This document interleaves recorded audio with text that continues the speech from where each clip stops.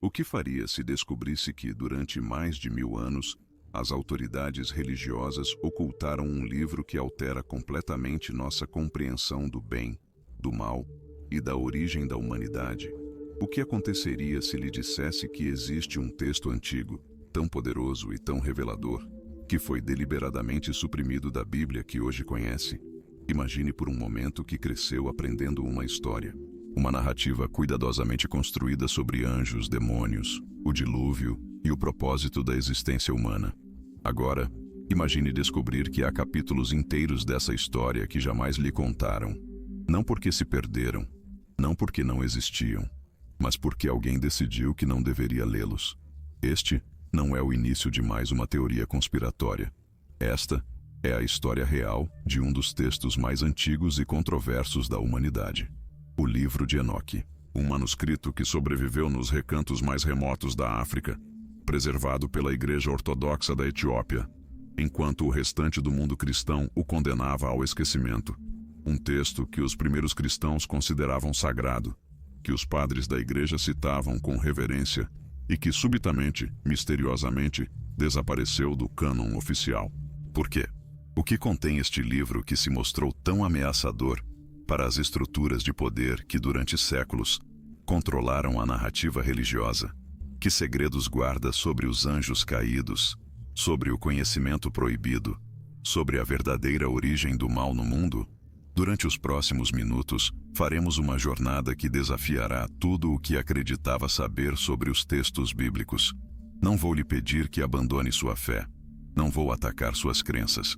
O que farei é muito mais simples e, ao mesmo tempo, muito mais profundo. Vou lhe mostrar o que as fontes antigas realmente dizem. Vou lhe apresentar as evidências históricas que os acadêmicos descobriram. E vou lhe deixar decidir por si mesmo o que fazer com essa informação. Porque aqui está a verdade incômoda que muitos preferem ignorar. A versão oficial da história religiosa que lhe ensinaram na escola, na igreja ou em sua família não é a única versão que existe. Há manuscritos antigos. Há textos apócrifos, há documentos históricos que contam uma história diferente, uma história mais complexa, mais misteriosa e, talvez, mais próxima do que realmente ocorreu há milhares de anos. O Livro de Enoque não é uma descoberta recente de algum arqueólogo aventureiro. Não é uma invenção moderna de céticos ou críticos da religião. É um texto que existe há mais de 2000 anos. Um texto que os judeus do Segundo Templo consideravam escritura sagrada. Um texto que o próprio Novo Testamento cita e referencia. Um texto que Judas, o irmão de Jesus, menciona explicitamente em sua epístola como se fosse palavra de Deus. E, no entanto, este livro desapareceu. Foi apagado, removido, declarado herético. Sua leitura foi proibida sob pena de excomunhão. As cópias foram queimadas. Os manuscritos foram destruídos. E durante mais de 1000 anos, o mundo cristão ocidental viveu como se esse texto jamais tivesse existido. Mas o que aconteceu na Etiópia? Por que lá, nas terras altas da África, este livro sobreviveu quando no restante do mundo foi aniquilado? O que protegeu este manuscrito da censura que arrasou tantos outros textos antigos? E o que isso nos diz sobre a verdadeira história do cristianismo primitivo? Está prestes a descobrir que a Bíblia que tem em sua casa, esse livro que milhões consideram completo e inalterado, é na realidade o resultado de séculos de decisões políticas, concílios eclesiásticos e lutas de poder. Vai aprender que houve um tempo na história em que o Livro de Enoque era tão importante quanto o Gênesis, quando suas revelações sobre os anjos caídos, o dilúvio e o juízo final eram consideradas verdade divina por comunidades inteiras de crentes. E em seguida, vai descobrir por que esse texto se tornou tão perigoso que teve de ser eliminado da história oficial. Este vídeo não está aqui para destruir sua fé. Está aqui para enriquecê-la, para lhe mostrar que a busca pela verdade e a devoção espiritual não são inimigas, mas aliadas. Que conhecer a história real de seus textos sagrados não os torna menos sagrados, mas mais profundos, mais humanos, mais conectados com a busca milenar da humanidade por compreender o divino. Está pronto para descobrir o que o Vaticano não quer que saiba? Está preparado para ler as palavras que foram censuradas durante mais de 1000 anos? Tenha coragem de enfrentar a possibilidade de que tudo o que lhe ensinaram sobre anjos, demônios e a origem do mal é apenas uma fração da história completa. Então acompanhe-me, porque o que está prestes a descobrir não apenas mudará sua compreensão da história religiosa, mudará sua compreensão de quem é, de onde vem e do papel que desempenha em uma narrativa cósmica muito mais antiga e mais estranha do que jamais imaginou. Bem-vindo ao mistério do livro de Enoque. O texto que sobreviveu contra todas as probabilidades. O manuscrito que desafia o poder. A verdade que não puderam apagar completamente. Para entender por que o livro de Enoque é tão extraordinário, precisamos viajar no tempo. Não à era de Moisés ou Abraão, mas a um período crucial da história religiosa que mudou para sempre o judaísmo e preparou o caminho para o cristianismo. O período do Segundo Templo. Estamos falando dos séculos III a.C. até o século I depois de Cristo. Jerusalém estava sob domínio estrangeiro, primeiro dos gregos, depois dos romanos. O judaísmo estava evoluindo de uma religião centrada em sacrifícios e rituais do templo para algo muito mais complexo e diverso. Era uma época de intenso debate teológico, de múltiplas seitas judaicas e de uma efervescência de literatura religiosa. Nesse contexto turbulento, surgiu um texto extraordinário que se atribuía a Enoque, o sétimo patriarca desde Adão. Lembra-se de Enoque? A Bíblia dedica apenas 2 versículos a ele no Gênesis, mas são 2 versículos fascinantes. Enoque andou com Deus e não foi mais visto, porquanto Deus para si o tomou. Ele não morreu. Foi levado vivo ao céu. Esta breve menção gerou séculos de especulação e mistério. Os autores do livro de Enoque tomaram essa figura misteriosa e construíram sobre ela uma narrativa épica. O texto que hoje conhecemos como Livro de Enoque não é, na verdade, um único livro, mas uma coleção de 5 seções distintas, escritas em diferentes momentos históricos, mas todas atribuídas a Enoque. Essas seções incluem o Livro dos Vigilantes, o Livro das Parábolas, o Livro Astronômico, o Livro dos Sonhos e a Epístola de Enoque. E o que diziam esses textos? Revelações extraordinárias. Enoque, segundo esses manuscritos, foi levado ao céu, onde lhe foram revelados os segredos do universo. Viajou através dos 7 céus, viu o trono de Deus, conversou com arcanjos e recebeu conhecimento sobre o passado oculto da humanidade e seu futuro apocalíptico. Mas o mais revolucionário do livro de Enoque era sua narrativa sobre os anjos caídos. Enquanto a Bíblia canônica apenas menciona brevemente os filhos de Deus, que se uniram às filhas dos homens, em Gênesis 6, o livro de Enoque dedica capítulos inteiros a este evento. Nomeia os anjos rebeldes. Descreve em detalhe como desceram ao Monte Hermon, como fizeram um pacto entre si, como tomaram esposas humanas e como ensinaram à humanidade conhecimentos proibidos, metalurgia, cosmetologia, farmacologia, astronomia e, o mais perigoso de tudo, magia e feitiçaria. Esta não era uma história marginal. Investigações acadêmicas demonstraram que o livro de Enoque foi amplamente lido e respeitado no judaísmo do Segundo Templo. Os manuscritos do Mar Morto, descobertos nas cavernas de Qumran, abrigavam inúmeras cópias do livro de Enoque, superando em número muitos dos livros que, eventualmente, foram incluídos no cânon bíblico. A comunidade de Qumran, provavelmente os essênios, considerava este texto como escritura sacra. Esta reverência não era exclusiva. O próprio Novo Testamento evidencia familiaridade com o livro de Enoque. A Epístola de Judas, irmão de Jesus Cristo, cita diretamente desta obra. Enoque, o 7º desde Adão, profetizou também acerca destes, dizendo: Eis que veio o Senhor com suas santas dezenas de milhares, para executar juízo sobre todos. Trata-se de uma citação textual do livro de Enoque Manamoa 9. Os primeiros padres da Igreja também o prezavam. Tertuliano, Orígenes, Clemente de Alexandria, todos citavam o livro de Enoque como se fosse escritura inspirada. Atanásio de Alexandria o incluía em seus catálogos de livros sagrados. Durante os primeiros séculos do cristianismo, este texto era tido como parte integrante da revelação divina. Diante disso, qual foi a mudança? Como um livro tão reverenciado pôde ser proscrito? A resposta reside no processo de canonização.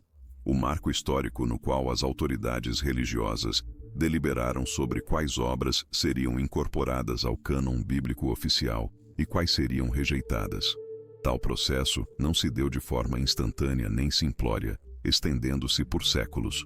Foi, ademais, marcado por debates intensos, concílios eclesiásticos e por embates políticos dentro da Igreja. No século IV, quando o cristianismo se tornou a religião oficial do Império Romano, as estruturas de poder eclesiástico passaram a consolidar-se. Urgiu a necessidade de uniformidade doutrinária, de um cânon bíblico claro e hermético, e de suprimir textos capazes de gerar confusão doutrinária ou de fomentar heresias. O livro de Enoque, com suas elaboradas descrições de anjos caídos, sua cosmologia complexa e suas revelações apocalípticas detalhadas, passou a ser percebido como problemático. Alguns líderes da Igreja argumentavam que era excessivamente fantástico, excessivamente especulativo e, porventura, herético.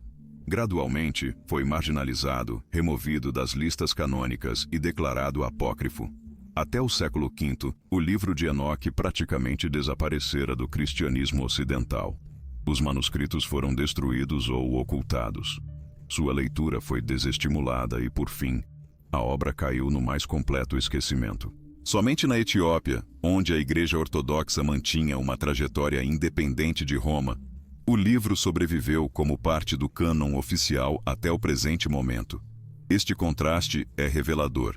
Enquanto o Vaticano procurava obliterar o livro de Enoque da história, os cristãos etíopes o preservavam com reverência, copiando-o à mão geração após geração, lendo-o em suas liturgias e considerando-o tão sagrado quanto qualquer outro livro da Bíblia. Graças a eles, quando os exploradores europeus chegaram à Etiópia no século XVIII, redescobriram um texto que a própria tradição ocidental havia tentado apagar por completo. Se este percurso sobre um dos textos mais censurados da história está desafiando aquilo que lhe foi ensinado sobre a formação da Bíblia, imagine o vasto universo de descobertas que ainda aguarda. Este canal se dedica a explorar a verdadeira história dos textos sagrados, para além das narrativas oficiais. Convidamos-lhe a unir-se a esta comunidade de exploradores da fé e do conhecimento, subscrevendo o canal. Não lhe prometemos respostas fáceis, mas sim uma jornada honesta rumo à verdade sobre as origens do cristianismo. Prossigamos então, desenterrando os segredos que o livro de Enoque guarda. Chegamos agora ao cerne do mistério. O que contém exatamente o livro de Enoque que se revelou tão problemático para as autoridades religiosas? Que verdades, afinal, estavam inscritas em suas páginas a ponto de justificar sua eliminação do cânon bíblico? A resposta não é simples, mas inicia-se com uma pergunta fundamental que atormenta a humanidade desde seus primórdios. De onde provém o mal? A versão comumente aceita é relativamente simples. Lúcifer rebelou-se contra Deus, foi expulso do céu juntamente com 1/3 dos anjos, e desde então tem instigado a humanidade à tentação. Eva consumiu o fruto proibido. Caim assassinou Abel. E a maldade humana proliferou até que Deus enviou o dilúvio para purificar a terra. Entretanto, o livro de Enoque apresenta uma narrativa muito mais elaborada e, em muitos sentidos, mais perturbadora. Segundo este texto, o mal não se originou com a mera desobediência humana. Iniciou-se quando 200 anjos, denominados os vigilantes, rebelaram-se contra a ordem divina de modo peculiar. Desceram à terra e desposaram mulheres humanas. Esses anjos não apenas transgrediram a separação entre o celestial e o terreno. Segundo o livro de Enoque, transmitiram à humanidade conhecimentos que jamais deveriam ter sido revelados. O líder desses anjos caídos, Azazel, instruiu os homens na confecção de armamentos bélicos, como espadas e escudos. Ensinou às mulheres a arte dos cosméticos e das joias, o que a obra descreve como manifestações de vaidade e sedução. Outro anjo caído, denominado Shemi-Hazá, ensinou encantamentos e o corte de raízes, ou seja, farmacologia e feitiçaria. Outros instruíram sobre astronomia, a interpretação de sinais celestiais e o que a obra designa como os segredos da iniquidade. A implicação é clara. Grande parte do conhecimento e da tecnologia humana não adveio da evolução natural ou do desenvolvimento cultural, mas sim de uma transferência ilícita de conhecimento angélico. As consequências desta transgressão revelaram-se catastróficas. Os filhos dessas uniões entre anjos e humanos foram os Nefilim, gigantes de enorme poder e apetite insaciável que consumiram todos os recursos da terra e, por fim, passaram a devorar a própria humanidade. A terra foi preenchida por violência, corrupção e derramamento de sangue. A própria criação encontrava-se em processo de aniquilação. É neste contexto que o livro de Enoque expõe o dilúvio não como uma punição pela mera desobediência humana, mas como uma imperativa cósmica. Era a única maneira de sanear a terra da corrupção genética e espiritual causada pelos anjos caídos. Era imperativo eliminar os Nefilim. A contaminação necessitava ser purificada. Por que então esta narrativa foi considerada tão problemática? Há diversas razões. Em primeiro lugar, implica que os anjos possuem livre-arbítrio e são capazes de pecar de modos bastante específicos e carnais. Tal fato complexificava as discussões teológicas sobre a natureza dos seres angélicos. Em segundo lugar, sugere que grande parte do conhecimento humano tem uma origem corrompida. Que desdobramentos éticos e filosóficos surgiriam para a ciência, a tecnologia e a arte, se tudo provinha de uma rebelião angélica? Em terceiro lugar, e talvez mais significativamente, o livro de Enoque expõe uma cosmologia sobremaneira elaborada, que inclui múltiplos níveis de céu, prisões para anjos caídos e um sistema de julgamento apocalíptico detalhado. Essa complexidade poderia ser interpretada como uma distração de doutrinas mais simplificadas e controláveis. Os estudiosos têm apontado que o livro de Enoque também apresentava problemas ao posicionar uma figura humana, Enoque, como receptor de revelações divinas diretas e como testemunha de eventos cósmicos. Tal fato poderia ser interpretado como uma concorrência à revelação mosaica ou aos ensinamentos apostólicos. Adicionalmente, o texto continha profecias apocalípticas específicas e detalhadas sobre o julgamento final, a ressurreição dos mortos e o castigo eterno dos anjos caídos. Essas profecias eram tão vívidas e específicas que propiciavam interpretações variadas, movimentos apocalípticos ou expectativas messiânicas de difícil controle pelas autoridades eclesiásticas. Entretanto, o aspecto mais fascinante reside em que, apesar de todos esses supostos problemas, o conteúdo do livro de Enoque não é radicalmente diferente de outros textos que, contudo, permaneceram na Bíblia. O livro de Ezequiel possui visões igualmente fantásticas. O Apocalipse de João é tão ou mais elaborado em seu simbolismo apocalíptico. O livro de Jó menciona os filhos de Deus sem explicar quem são. A verdadeira diferença talvez não seja teológica, mas política. O livro de Enoque sobreviveu em comunidades que mantiveram sua independência de Roma. Desapareceu em áreas onde o controle eclesiástico centralizado era mais forte. Isso sugere que a censura do livro teve tanto a ver com a consolidação de poder quanto com a correção doutrinária. As fontes históricas revelam que, mesmo dentro da igreja primitiva, houve resistência à eliminação deste texto. Alguns grupos cristãos continuaram a lê-lo em segredo. Algumas comunidades monásticas preservaram fragmentos, e a tradição etíope demonstrou que era possível manter este livro como escritura sagrada sem que resultasse em heresia ou caos doutrinário. Então, o que estava realmente em jogo? Talvez a pergunta mais honesta seja: quem decide quais textos são sagrados e quais não são?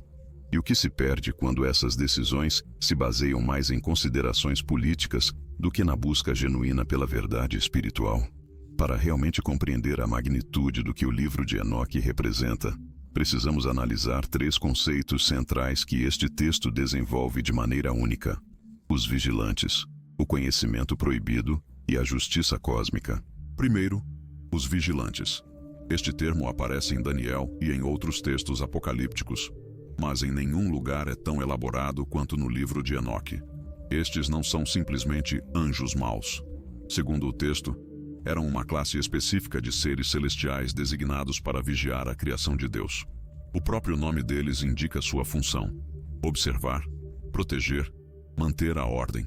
O trágico de sua queda segundo Enoque, é que foi motivada por algo que soa paradoxalmente humano: o desejo. Eles viram a beleza das mulheres humanas e as desejaram. Esta narrativa levanta questões profundas sobre a natureza do pecado. Pode um ser celestial pecar da mesma maneira que um humano? O que isso diz sobre a universalidade da tentação? O texto sugere que os vigilantes não apenas pecaram individualmente, mas também conspiraram coletivamente. Fizeram um pacto entre si no Monte Hermon, jurando que todos desceriam juntos para que nenhum sofresse sozinho as consequências. Esta dimensão coletiva do pecado, esta ideia de rebelião organizada, adiciona uma camada de complexidade que não encontramos em outras narrativas bíblicas sobre a queda dos anjos. Segundo, o conhecimento proibido. Este é talvez o conceito mais filosoficamente rico do livro de Enoque. A ideia não é simplesmente que alguns conhecimentos são maus em si mesmos, mas que certos conhecimentos são perigosos quando obtidos prematuramente ou sem a maturidade espiritual necessária para manejá-los.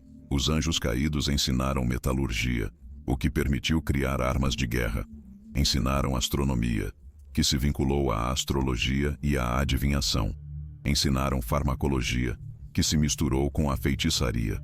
O padrão é claro: conhecimentos neutros ou potencialmente bons são corrompidos pelo contexto e pela intenção com que são usados. Esta narrativa levanta uma pergunta que continua relevante hoje. Deveria a humanidade buscar todo o conhecimento possível, ou há limites que deveriam ser respeitados? O que acontece quando acessamos tecnologias ou conhecimentos para os quais não estamos moralmente preparados? O livro de Enoque sugere que o dilúvio foi, em parte, consequência desta transgressão epistemológica. Terceiro, a justiça cósmica. O livro de Enoque apresenta uma visão elaborada do juízo final, que influenciou profundamente tanto o judaísmo tardio quanto o cristianismo primitivo. Descreve o Sheol, o lugar dos mortos, dividido em compartimentos onde as almas aguardam o juízo final. Descreve o castigo eterno dos anjos caídos, acorrentados em abismos de fogo.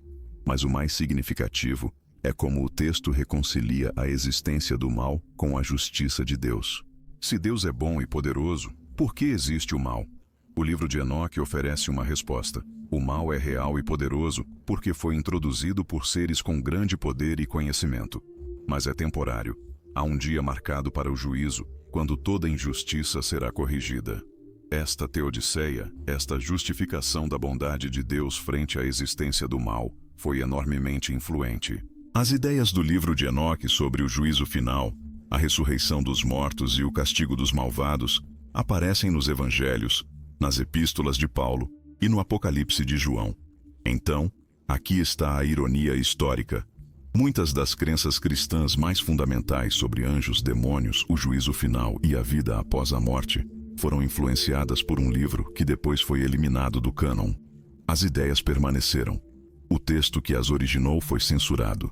É como apagar os alicerces de um edifício e fingir que o edifício se sustenta sozinho. Estudos acadêmicos demonstraram que o cristianismo primitivo era muito mais diverso e complexo do que as narrativas oficiais sugerem. Havia múltiplos textos, múltiplas tradições, múltiplas interpretações. O livro de Enoque era parte desse rico mosaico. Sua eliminação não foi um processo teológico puro, mas político e cultural. Compreender esses conceitos não é apenas um exercício acadêmico. É recuperar partes de nossa história espiritual que foram deliberadamente esquecidas. É reconhecer que a busca pela verdade sempre foi mais complicada e matizada do que as narrativas simplificadas nos fazem crer. Agora, permita-me fazer-lhe uma pergunta que eu gostaria que compartilhasse nos comentários. Você crê que há conhecimentos que a humanidade não deveria buscar? Ou você pensa que todo conhecimento é neutro e depende de como é usado? Esta pergunta que o livro de Enoque levanta há mais de 2000 anos continua sendo profundamente relevante hoje. Desejo saber sua perspectiva. Escreva-a nos comentários agora mesmo. Vamos criar um diálogo real sobre essas ideias. Continuo. Para entender verdadeiramente as raízes do livro de Enoque, precisamos viajar ainda mais no tempo. As tradições orais e escritas que existiam no Antigo Oriente Próximo milhares de anos antes que este texto fosse compilado. O livro de Enoque não surgiu em um vácuo cultural. Foi escrito em um contexto onde múltiplas tradições religiosas e mitológicas coexistiam e interagiam.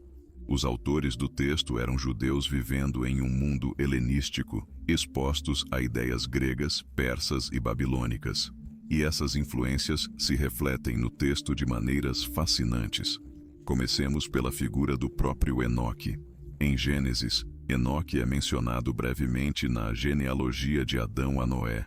Diz que andou com Deus e que foi transladado porque Deus o tomou. Esta descrição críptica sugere que Enoque teve uma relação especial com o divino e que não experimentou a morte normal. Esta característica o tornava o candidato perfeito para atribuir-lhe revelações celestiais. Se foi levado ao céu vivo, poderia ter visto coisas que nenhum outro mortal viu. Esta lógica não é exclusiva do judaísmo. Muitas culturas antigas tinham figuras semelhantes, heróis ou sábios que foram elevados aos céus e obtiveram conhecimento divino. Mas há algo mais profundo aqui. As investigações sugerem que algumas das tradições sobre Enoque poderiam ter raízes em mitos mesopotâmicos muito antigos. Há figuras nas listas de reis sumérios que remetem a Enoque, sábios antediluvianos que receberam conhecimento dos deuses e que foram levados ao céu. Particularmente interessante é a conexão com os mitos dos Apkallu, os 7 sábios da tradição suméria que ensinaram à humanidade as artes da civilização antes do dilúvio. Esses sábios, segundo os mitos, eram seres semidivinos que desceram do céu. Soa-lhe familiar? A narrativa dos vigilantes no livro de Enoque possui paralelos surpreendentes com estas tradições mais antigas. Contudo, a diferença crucial reside no seguinte: enquanto as tradições mesopotâmicas apresentavam estes seres como benfeitores da humanidade, o livro de Enoque os descreve como transgressores. O conhecimento que trouxeram não foi um presente divino, mas uma violação da ordem cósmica. Esta inversão moral assume um significado profundo. Evidencia como o judaísmo do Segundo Templo estava reinterpretando tradições culturais mais amplas através de sua própria lente teológica. A história do dilúvio também possui raízes ancestrais que transcendem a narrativa bíblica. O poema de Gilgamesh, o Atrahasis e outras epopeias mesopotâmicas apresentam relatos de um grande dilúvio enviado pelos deuses para destruir a humanidade. Em muitas destas versões, o dilúvio é consequência de a humanidade haver se tornado exageradamente ruidosa ou numerosa, importunando as divindades. O livro de Enoque absorve estes elementos, contudo, os transforma. O dilúvio não constitui um capricho divino, mas sim uma justiça imperativa. Não se deve ao fato de a humanidade haver importunado a Deus, mas sim porque a corrupção causada pelos vigilantes atingira um ponto de insustentabilidade. Esta reinterpretação ética de mitos antigos é distintiva do pensamento religioso judaico daquela era. É imperativo igualmente considerar o contexto do exílio babilônico.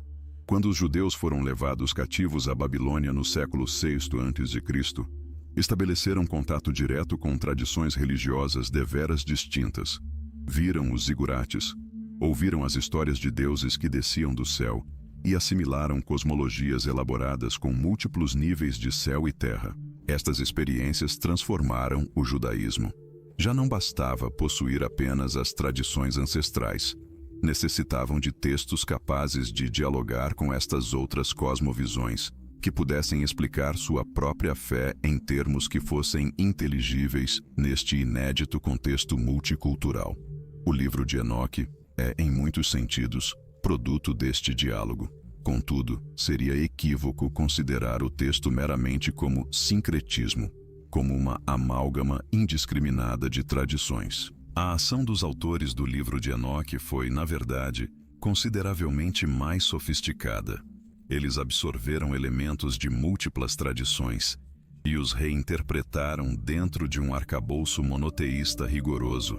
Os deuses da Babilônia foram transmutados em anjos rebeldes. Os mitos dos Apkallu foram metamorfoseados na narrativa dos vigilantes. O dilúvio tornou-se um ato de justiça divina. Esta capacidade de absorver e transformar tradições culturais mais amplas constitui, de fato, uma característica das religiões abraâmicas em geral. O judaísmo, o cristianismo e o islamismo têm reiteradamente procedido dessa forma ao longo de sua história. Absorver elementos das culturas em que existem e reinterpretá-los dentro de seus próprios arcabouços teológicos. O livro de Enoque é um exemplo primário e intrigante deste processo. Não representa uma corrupção da fé judaica, mas sim uma expressão de como essa fé se adaptou e prosperou em resposta a inéditos contextos culturais.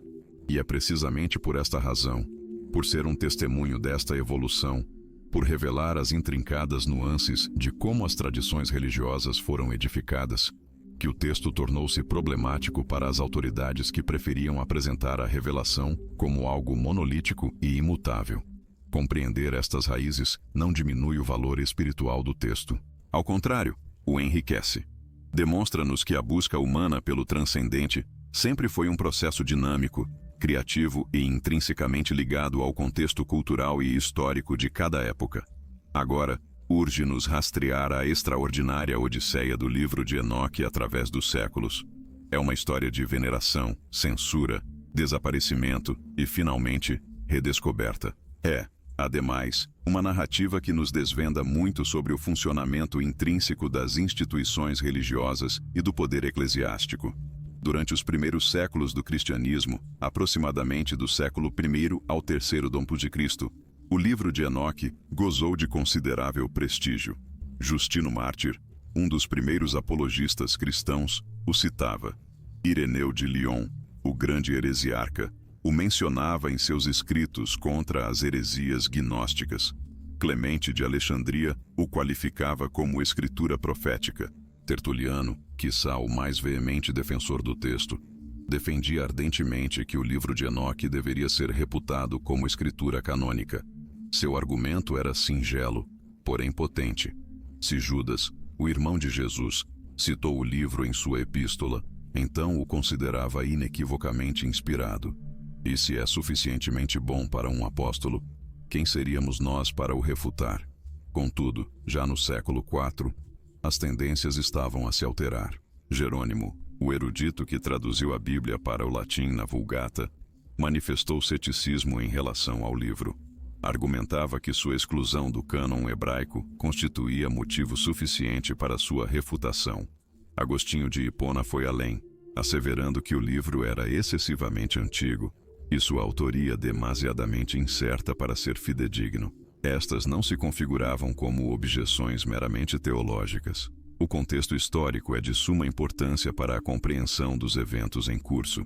O imperador Constantino havia elevado o cristianismo à condição de religião oficial do Império Romano em 313 d.C. Pela primeira vez, a Igreja detinha poder político efetivo.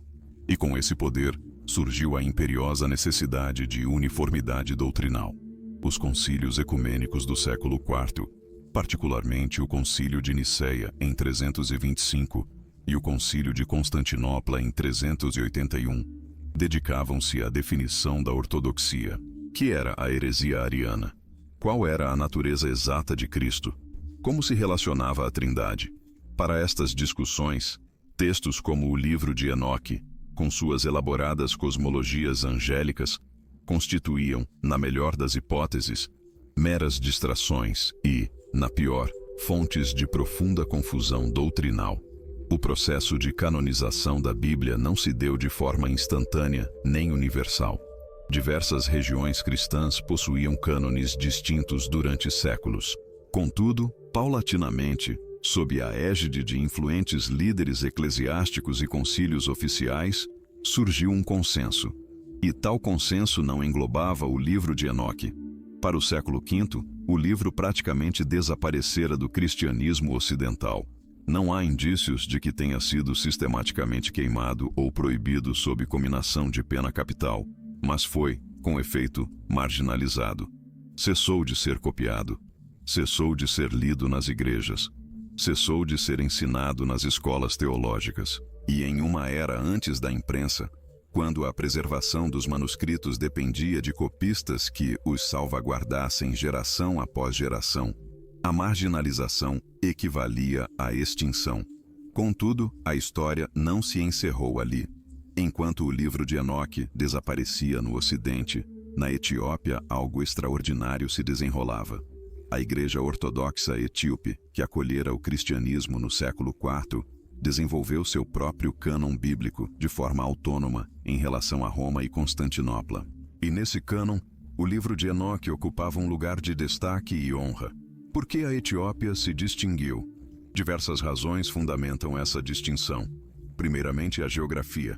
A Etiópia encontrava-se relativamente isolada dos centros de poder eclesiástico no Mediterrâneo. As montanhas e o deserto criavam barreiras naturais. Isso significava que as decisões dos concílios ecumênicos demoravam séculos para chegar, caso chegassem. Em segundo lugar, a tradição. A Igreja Etíope afirmava a descendência direta do eunuco etíope, batizado por Filipe, no livro de Atos. Eles se consideravam preservadores de uma tradição apostólica e imaculada, não contaminada pelas políticas romanas ou bizantinas. Se seus ancestrais espirituais haviam reputado o livro de Enoque como sagrado, quem seria Roma para lhes ditar o oposto? Em terceiro lugar, a língua.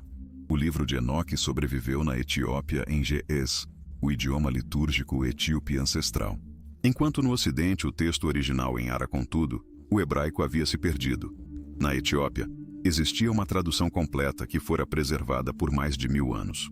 Assim, durante todo o período medieval, enquanto a Europa vivia a Idade das Trevas e, posteriormente, o Renascimento, enquanto a Reforma Protestante dividia o cristianismo ocidental, enquanto a Inquisição queimava hereges, nas terras altas da Etiópia, monges copistas continuavam a transcrever o livro de Enoque com a mesma reverência que dedicavam aos evangelhos. Somente no século XVIII é que exploradores europeus que viajaram à Etiópia começaram a relatar rumores de um livro estranho e antigo que a igreja local considerava sagrado. E foi apenas em 1773 que o viajante escocês James Bruce conseguiu levar 3 cópias do manuscrito de volta à Europa. O redescobrimento causou grande impacto em círculos acadêmicos. Eis que havia um texto que os padres da igreja haviam citado, que se acreditava perdido para sempre, subitamente disponível novamente. As primeiras traduções para o inglês e outros idiomas europeus começaram a surgir no início do século XIX. E a cada tradução, a cada estudo, emergia uma imagem mais clara da centralidade deste texto para o judaísmo do Segundo Templo e o cristianismo primitivo. A descoberta dos manuscritos do Mar Morto em 1947 confirmou a antiguidade e a importância do livro de Enoque. Fragmentos aramaicos do texto encontrados nas cavernas de Qumran demonstraram que as cópias etíopes não eram invenções tardias, mas sim traduções fiéis de manuscritos que datavam de séculos anteriores a Cristo. Esta evolução histórica nos ensina algo profundo sobre como as tradições religiosas são construídas e desconstruídas. Os textos sagrados não caem do céu completamente formados. São preservados, transmitidos, canonizados ou rejeitados por comunidades humanas que tomam decisões baseadas em contextos específicos.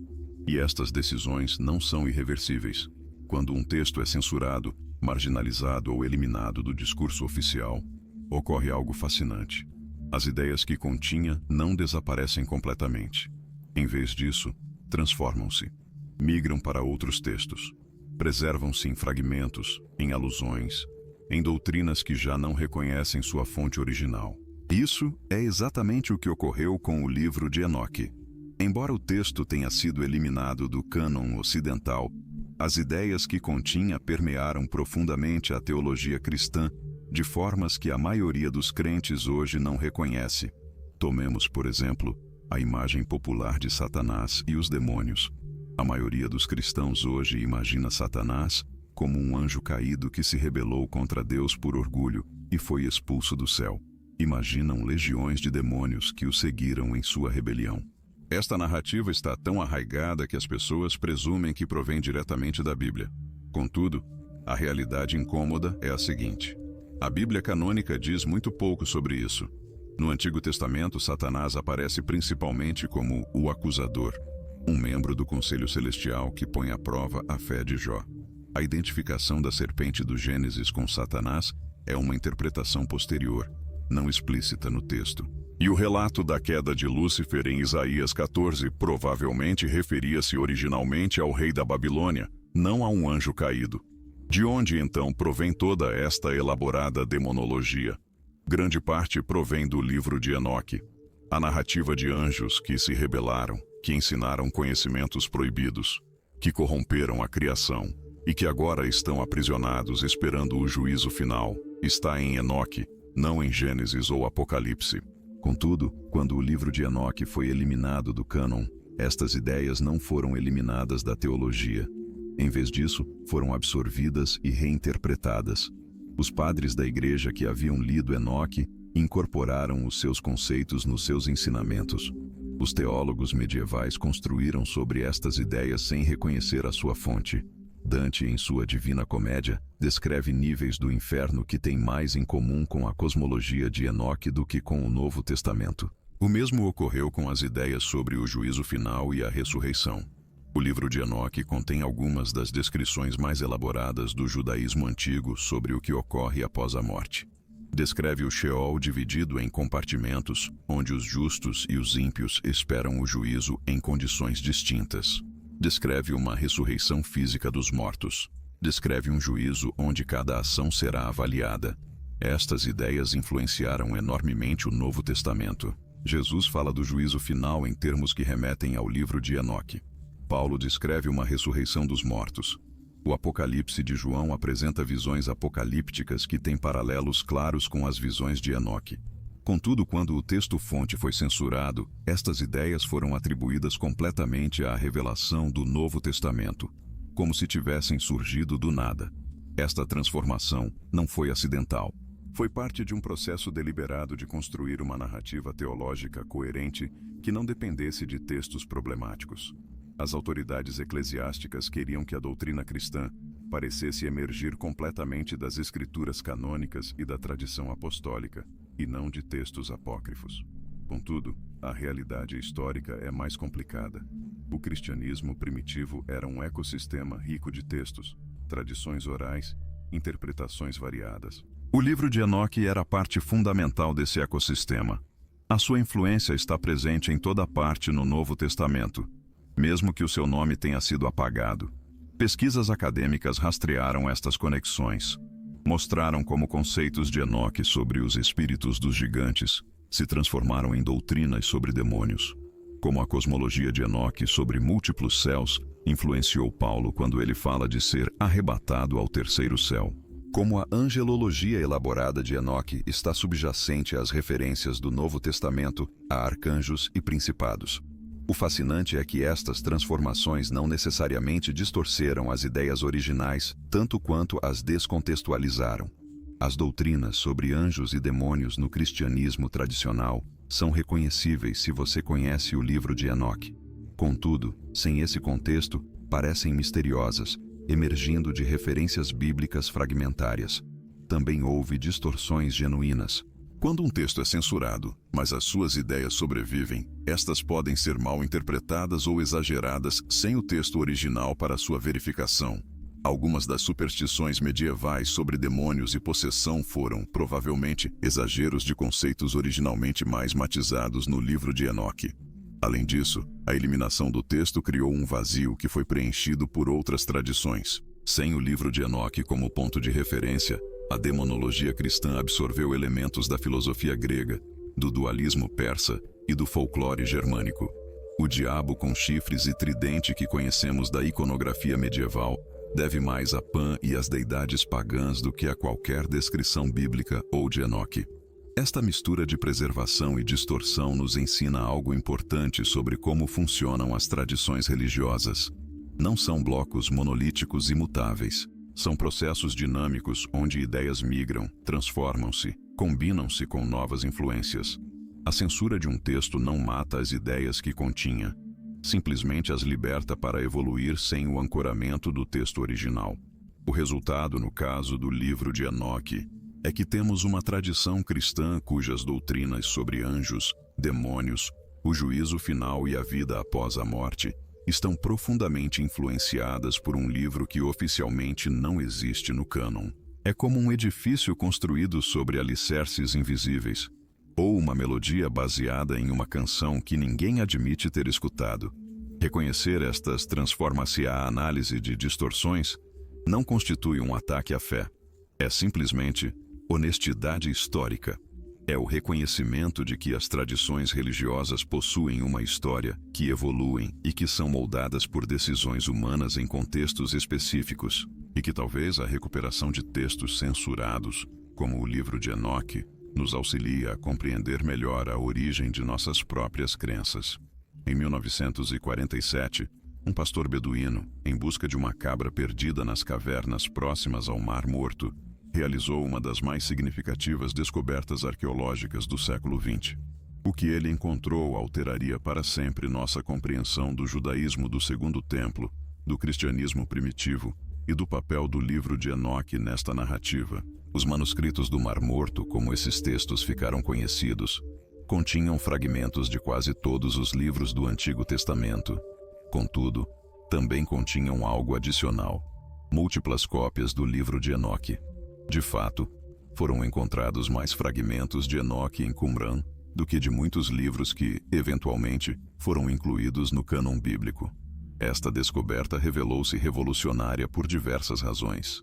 Primeiramente, ela confirmava que o livro de Enoque não era uma invenção tardia ou uma mera curiosidade etíope. Era um texto antigo, venerado por comunidades judaicas séculos antes de Cristo. Os fragmentos aramaicos descobertos em Qumran datavam do século II a.C., demonstrando que o texto era mais antigo do que muitos acadêmicos haviam presumido. Em segundo lugar, o fato de a comunidade de Qumran, provavelmente os essênios, ter preservado múltiplas cópias do livro de Enoque, sugeria que o consideravam uma escritura sagrada. Estes não eram leitores casuais. Eram uma comunidade religiosa dedicada que copiava e estudava meticulosamente textos que consideravam inspirados por Deus.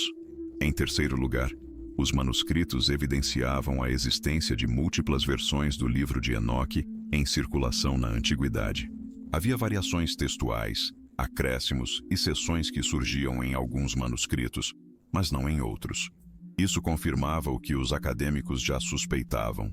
O livro de Enoque não era um texto único, mas sim uma coletânea de materiais relacionados, compilada ao longo de vários séculos.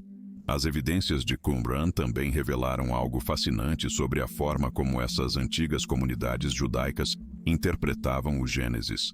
Foram encontrados outros textos, como o Gênesis apócrifo, que expandiam a narrativa dos anjos caídos de maneira similar à do livro de Enoque.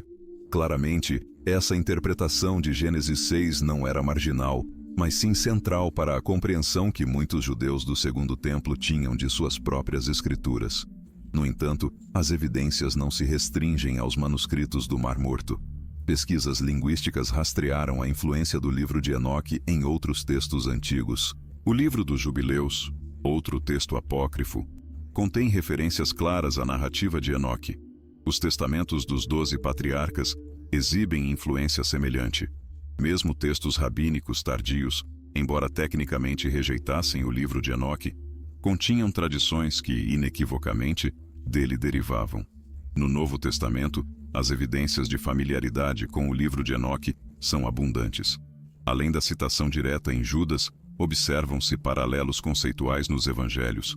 Quando Jesus discorre sobre o Filho do Homem, vindo em glória para julgar o mundo, ele emprega uma linguagem que se manifesta proeminentemente no livro de Enoque, onde o Filho do Homem é uma figura messiânica celestial. O apóstolo Pedro, em sua segunda epístola, menciona anjos que pecaram sendo lançados ao Tártaro e mantidos em cadeias de escuridão até o juízo.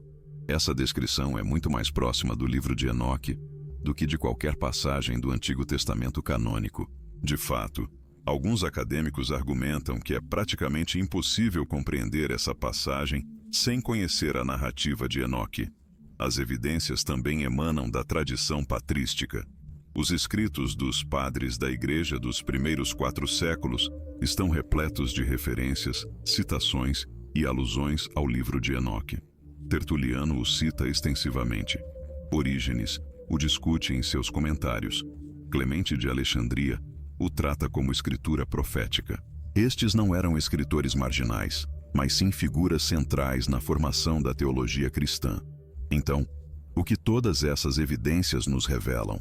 Elas nos indicam que, por vários séculos, de, no mínimo, 200 a.C. até 400 a.C., o livro de Enoque foi um texto central nas comunidades religiosas que, eventualmente, deram origem ao cristianismo. Não era uma curiosidade marginal. Era parte do cânon de fato de muitas comunidades. A evidência também demonstra que a eliminação do livro do cânon ocidental não foi um processo puramente teológico, mas sim político. Ele não foi eliminado por ter sido descoberto como falso ou herético. Foi eliminado porque as estruturas de poder eclesiástico em consolidação decidiram que ele era problemático. E essa decisão estava tão ligada a considerações de uniformidade doutrinária e controle institucional quanto à verdade teológica. O aspecto mais revelador reside no contraste com a Etiópia. Lá, o mesmo texto foi preservado, venerado e considerado sagrado ao longo de todos esses séculos. Não gerou heresia, não destruiu a fé, não provocou caos doutrinal. Simplesmente enriqueceu a tradição religiosa de uma comunidade que jamais sentiu a necessidade de censurá-lo. As evidências arqueológicas, textuais e históricas delineiam um cenário claro. O livro de Enoque foi um texto central no judaísmo do Segundo Templo e no cristianismo primitivo. Sua censura foi uma decisão histórica contingente, não um veredito divino sobre seu valor ou veracidade. Permita-me agora apresentar-lhe algo que altera toda a perspectiva. Se durante séculos as comunidades religiosas mais próximas das origens do cristianismo consideravam o livro de Enoque como escritura sagrada, se os próprios apóstolos o citavam com reverência, que autoridade possuíam os concílios eclesiásticos dos séculos IV e IX para declará-lo apócrifo? Estavam eles mais próximos da verdade original do que as comunidades do Segundo Templo? Reflita sobre isso enquanto prosseguimos. Chegamos agora à questão mais incômoda de todas. Por que exatamente o livro de Enoque foi censurado? Não há resposta oficial sobre sua autoria duvidosa ou seu conteúdo fantástico, mas sim a razão real, política e institucional. Para compreender isso, precisamos entender o que estava em jogo no século IV, quando o cristianismo deixou de ser uma religião perseguida para se tornar a religião oficial do Império Romano. Essa mudança não foi apenas uma vitória espiritual, foi uma transformação completa das estruturas de poder. Antes de Constantino, o cristianismo era diverso, descentralizado e plural. Existiam múltiplas comunidades cristãs com distintas práticas, diferentes textos e variadas interpretações sobre quem era Jesus e o que significava segui-lo. Os gnósticos possuíam seus evangelhos. Os ebionitas tinham os seus. Os marcionitas rejeitavam completamente o Antigo Testamento. E muitas dessas comunidades liam e veneravam textos como o livro de Enoque. Contudo, quando o cristianismo se tornou a religião de Estado, essa diversidade tornou-se problemática. Um império necessita de uniformidade. Ele exige que todos em seu território creiam no mesmo, pratiquem da mesma forma e reconheçam as mesmas autoridades. A diversidade doutrinal é caos sob a perspectiva do poder imperial. Os concílios ecumênicos do século IV não foram meros exercícios teológicos. Foram exercícios políticos com um enorme poder estatal por trás deles. O próprio imperador Constantino presidiu o concílio de Nicéia em 325 d.C., não como teólogo, mas sim como líder político que necessitava de unidade religiosa em seu império. As decisões tomadas nesses concílios não eram meras sugestões. Eram decretos imperiais com força de lei. Nesse contexto, textos como o livro de Enoque apresentavam múltiplos problemas. Primeiramente, sua cosmologia elaborada com múltiplos níveis de céu, categorias complexas de anjos e narrativas detalhadas sobre eventos antediluvianos eram difíceis de controlar doutrinariamente. Ao permitir que as pessoas lessem e acreditassem nesses textos, como se poderia controlar quais interpretações seriam consideradas corretas? Em segundo lugar, o livro de Enoque apresentava uma narrativa da origem do mal que divergia daquela presente no Gênesis. No Gênesis, o mal tem início com a desobediência de Adão e Eva, caracterizando-se como um pecado humano. No entanto, em Enoque, o mal emerge da rebelião de seres celestiais que corrompem a própria criação. Trata-se de uma diferença teológica substancial, com implicações para doutrinas como o pecado original, a redenção e a responsabilidade humana. Em terceiro lugar, e talvez de maior relevância, o livro de Enoque constituía um texto que conferia autoridade a revelações externas, ao controle eclesiástico oficial. Se Enoque podia receber revelações diretas de Deus, o que impediria a outros de reivindicar o mesmo? Numa era em que a Igreja consolidava sua autoridade como única mediadora entre Deus e a humanidade, textos que sugeriam acesso direto ao divino representavam um perigo. Não estou sugerindo uma conspiração diabólica. Não creio que os líderes da Igreja fossem vilões maquiavélicos suprimindo conscientemente a verdade. Muitos, provavelmente, acreditavam genuinamente que protegiam a fé de erros e confusões. Contudo, também protegiam sua própria autoridade institucional, consciente ou inconscientemente. A realidade é que as instituições religiosas, tal como todas as instituições humanas, possuem interesses. Elas detêm estruturas de poder que procuram preservar. E quando um texto ameaça essas estruturas, mesmo que de maneira indireta, existem fortes incentivos para marginalizá-lo. Considere novamente o contraste com a Etiópia. A Igreja Ortodoxa etíope jamais experimentou a mesma pressão imperial por uniformidade que a Igreja Romana ou Bizantina. Estava mais isolada geograficamente, mais independente politicamente. Não necessitava do mesmo nível de controle doutrinal, pois não servia às necessidades de um império expansivo. E nesse contexto de maior independência e menor centralização, o livro de Enoque pôde sobreviver. Não porque os etíopes fossem mais sábios ou mais santos, mas porque suas circunstâncias políticas e institucionais eram distintas. Fontes históricas também revelam que a censura de textos apócrifos não foi completa nem uniforme. Mesmo na Igreja Ocidental, houve resistência. Alguns mosteiros continuaram a copiar textos proibidos. Algumas comunidades os liam em segredo. A censura jamais é total, pois sempre haverá indivíduos que valorizam a preservação do conhecimento acima da obediência à autoridade. Contudo, a realidade é que, sem o poder da imprensa, sem tecnologia para preservar e distribuir textos amplamente, a marginalização oficial equivalia quase à destruição. Se os scriptoria monásticos oficiais cessassem de copiar um texto, se as escolas teológicas deixassem de ensiná-lo, se os sacerdotes parassem de lê-lo na liturgia, o texto, por fim, desapareceria. Este padrão não é exclusivo do livro de Enoque. Múltiplos textos do cristianismo primitivo foram censurados, marginalizados ou destruídos. Evangelhos gnósticos, atos apócrifos dos apóstolos, apocalipses alternativos. A biblioteca de Nag Hammadi, descoberta em 1945, continha dezenas de textos que haviam sido completamente esquecidos. A lição aqui não reside na necessidade de desconfiar de todas as autoridades religiosas. Ela reside no reconhecimento de que as decisões sobre quais textos são sagrados e quais não são decisões humanas, tomadas em contextos históricos específicos, influenciadas por considerações que transcendem a pura busca da verdade espiritual. O livro de Enoque não foi eliminado por ser falso. Foi suprimido por ser inconveniente para as estruturas de poder que se consolidavam nos séculos IV e V.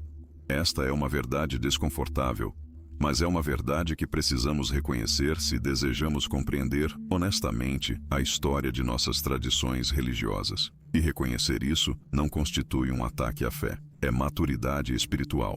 É reconhecer que Deus pode operar por meio de processos humanos imperfeitos, que a revelação divina não exige instituições infalíveis e que a busca da verdade, por vezes, requer questionar as narrativas oficiais. Após tudo o que discutimos sobre censura e política, precisamos retornar ao fundamental.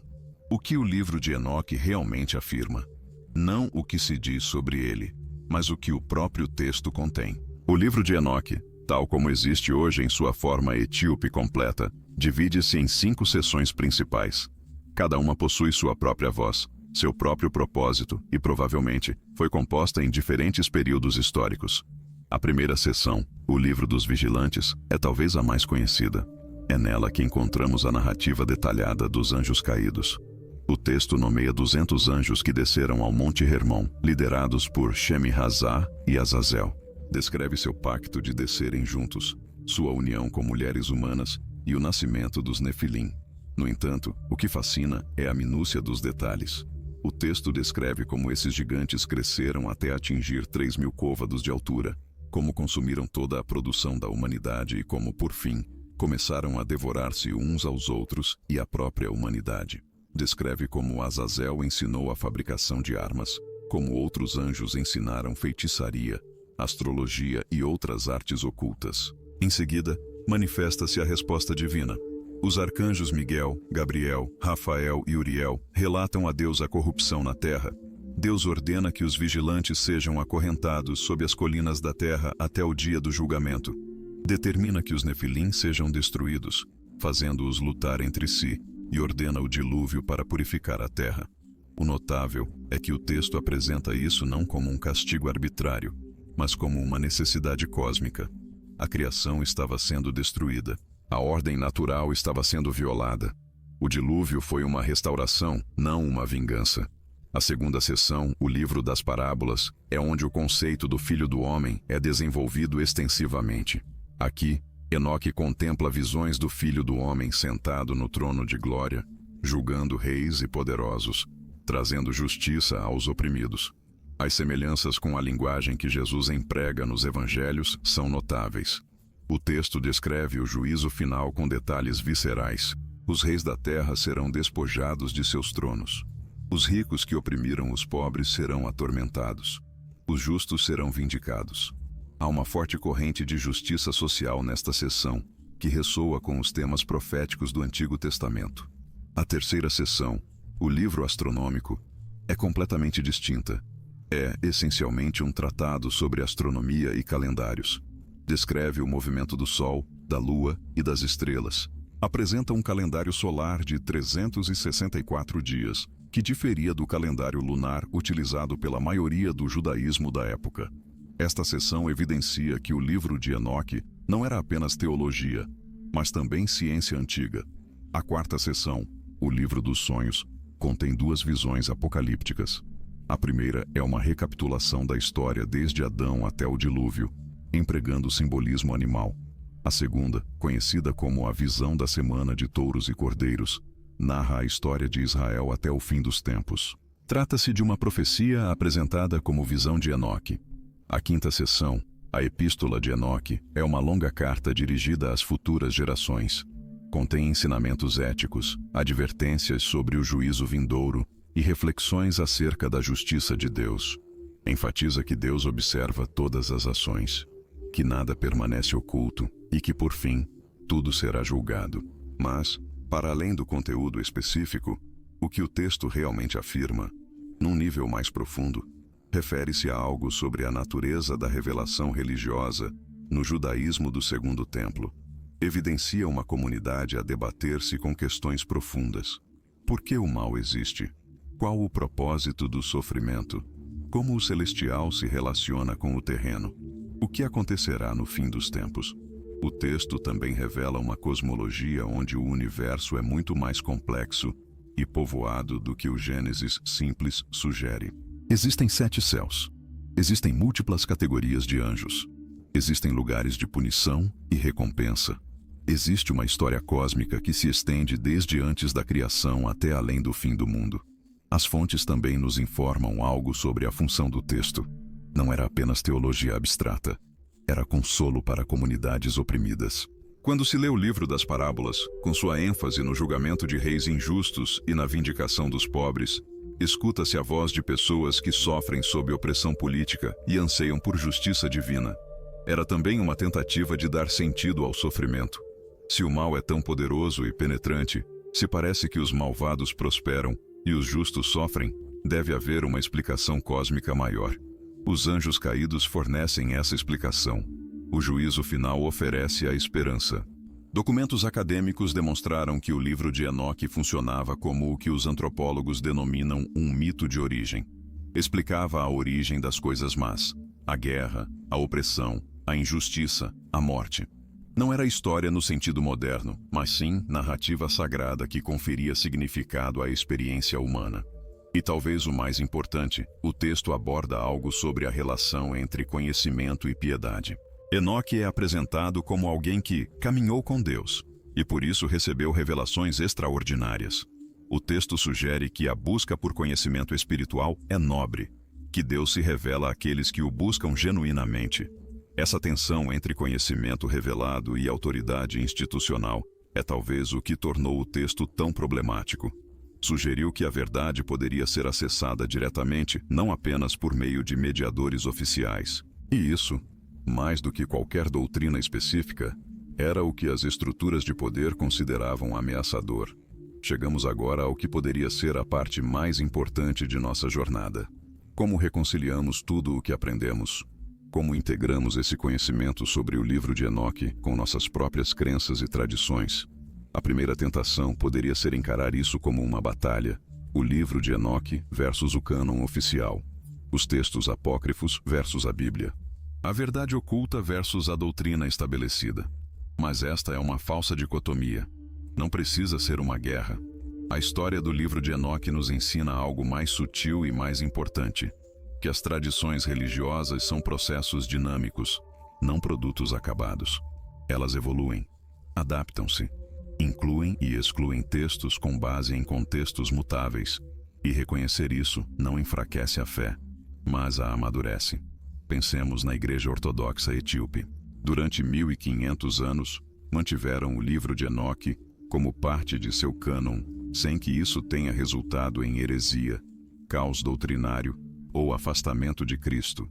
Para eles, o livro enriquece sua compreensão das Escrituras, não a contradiz.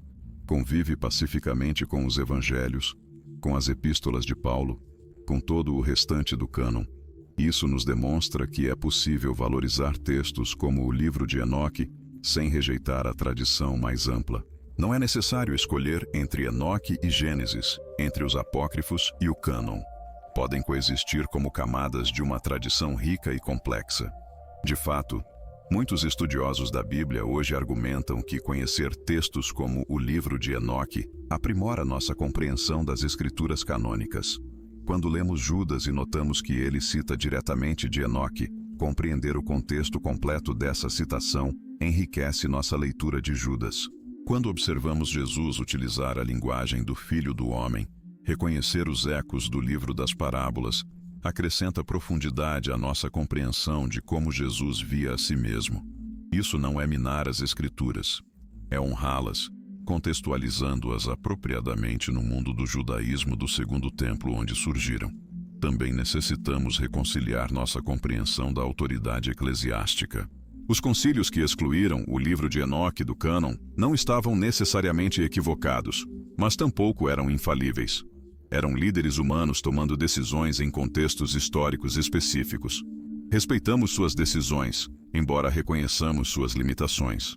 Para os católicos, isso não precisa significar a rejeição do magistério. Significa reconhecer que o próprio magistério evoluiu em sua compreensão ao longo dos séculos. O Concílio Vaticano II, na década de 1960, reconheceu a importância do estudo histórico crítico das Escrituras. Isso teria sido heresia em séculos anteriores. As posições da Igreja mudam. Para os protestantes, que enfatizam a sola Scriptura, o estudo do livro de Enoque pode aprofundar a compreensão do que realmente eram as Escrituras para os primeiros cristãos. Não mina a sola Scriptura, mas a contextualiza historicamente. Para os ortodoxos orientais, cujo cânon inclui mais livros que o protestante ou o católico, mas não o livro de Enoque, isso é um lembrete de que diferentes tradições legítimas fizeram escolhas distintas sobre quais textos incluir. E para aqueles fora dessas tradições específicas, ou para aqueles que questionam sua fé, o livro de Enoque pode ser uma ponte. Demonstra que sempre houve mais diversidade e complexidade nas tradições religiosas do que as narrativas simplificadas sugerem. Há espaço para questionamentos, para exploração, para busca honesta. Outra reconciliação necessária é entre fé e conhecimento histórico. Alguns temem que o estudo crítico de textos sagrados destrua a fé, mas a experiência de inumeráveis crentes demonstra o contrário. Compreender como as Escrituras foram formadas, como as tradições evoluíram, pode aprofundar a fé, tornando-a mais reflexiva e menos ingênua. O Deus que emerge desse estudo não é um Deus que exige ignorância para ser adorado. É um Deus que opera por meio de processos históricos complexos, por meio de comunidades humanas imperfeitas, por meio de tradições que evoluem. Este é um Deus mais profundo e misterioso do que o das narrativas simplificadas. Também necessitamos reconciliar nossa compreensão da própria verdade. É a verdade religiosa algo que foi depositado completamente no passado e que apenas precisa ser preservado? Ou é algo vivo que se descobre progressivamente através de gerações? A história do livro de Enoque sugere o segundo cenário.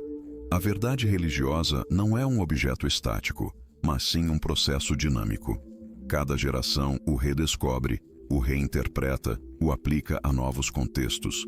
Os textos que uma geração considerou perigosos, outra geração os considera iluminadores. Isso não é relativismo. É reconhecer que Deus é maior do que qualquer texto, do que qualquer tradição, do que qualquer sistema teológico, e que a busca por Deus é uma jornada contínua, não um destino alcançado. Finalmente, necessitamos reconciliar nossas expectativas sobre o que os textos religiosos podem realizar. O livro de Enoque não responde a todas as nossas perguntas sobre a origem do mal ou o propósito do sofrimento. Oferece uma narrativa, uma maneira de refletir sobre esses mistérios. Assim como o Gênesis, assim como Jó, assim como qualquer texto sagrado, os textos religiosos não são respostas definitivas, mas sim convites à reflexão profunda. São sabedorias acumuladas de gerações anteriores que se debateram com as mesmas questões fundamentais que nos afligem hoje. Valorizá-los não significa aceitá-los cegamente, mas sim dialogar com eles honestamente. O livro de Enoque, portanto, não representa uma ameaça à fé, mas sim um presente. É uma janela para a forma como nossos ancestrais espirituais concebiam o divino.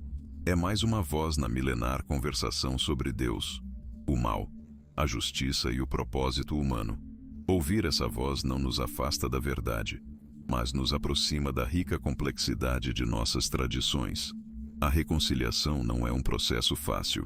Ela exige sustentar tensões, exige abandonar certezas simplistas, exige humildade intelectual e espiritual. Contudo, o resultado é uma fé mais profunda, mais reflexiva, mais honesta. E isso, em última instância, honra mais a Deus do que a ignorância protegida. Chegamos ao fim desta jornada extraordinária.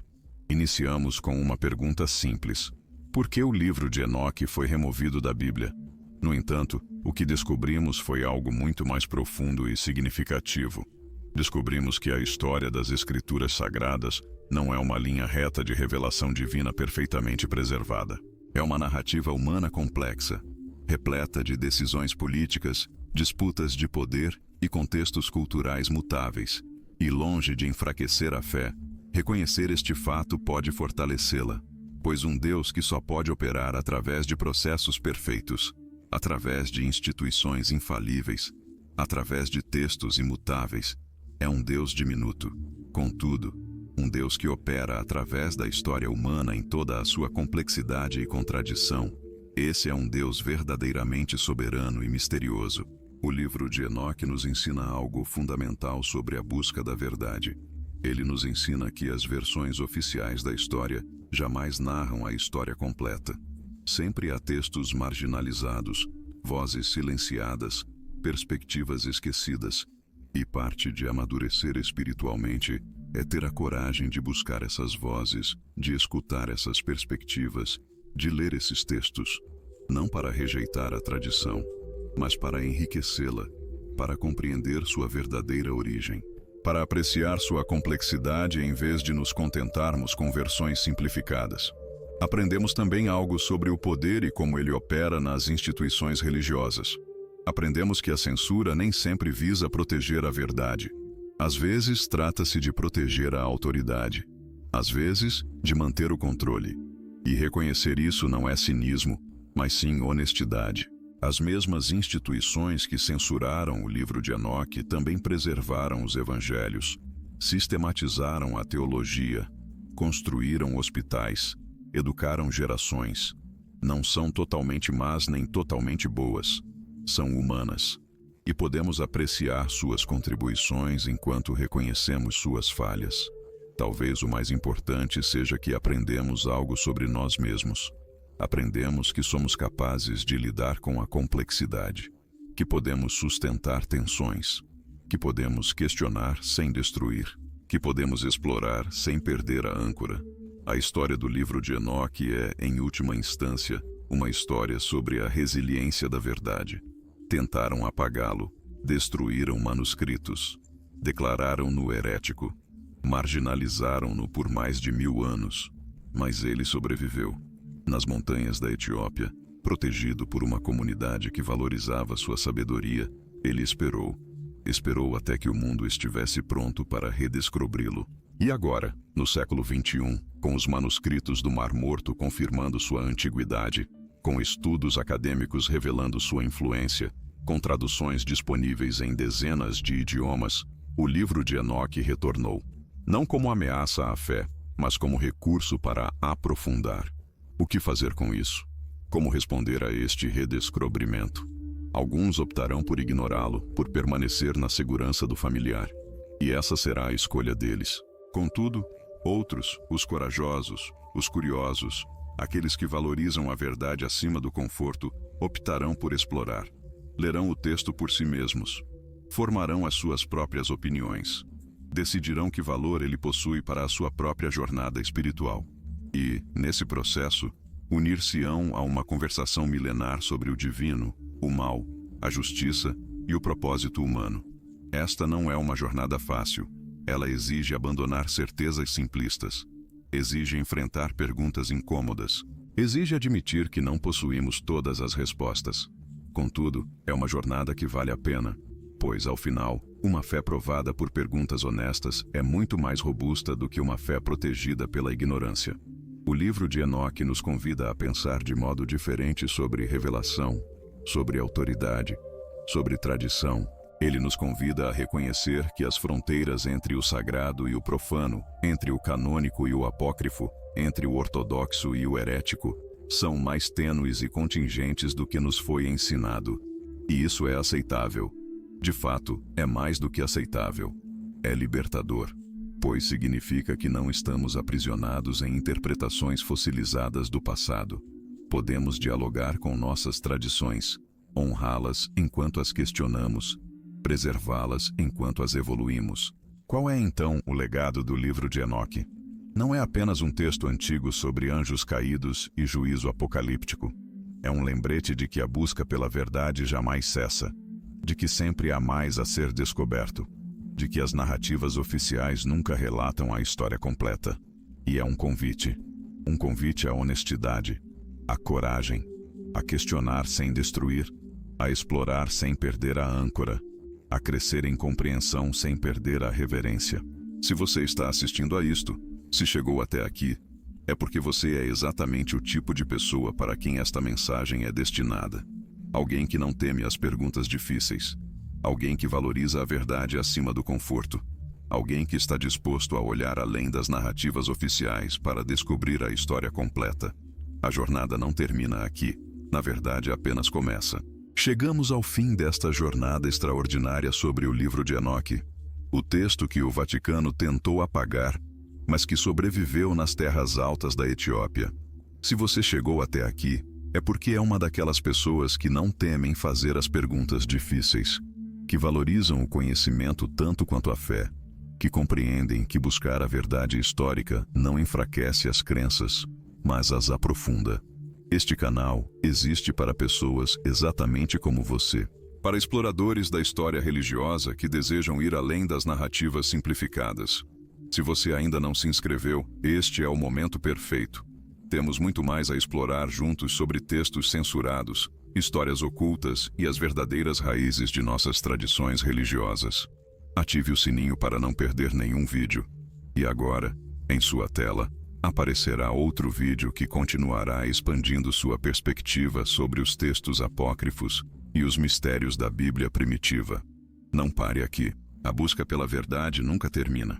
Há tantos segredos mais esperando para serem descobertos.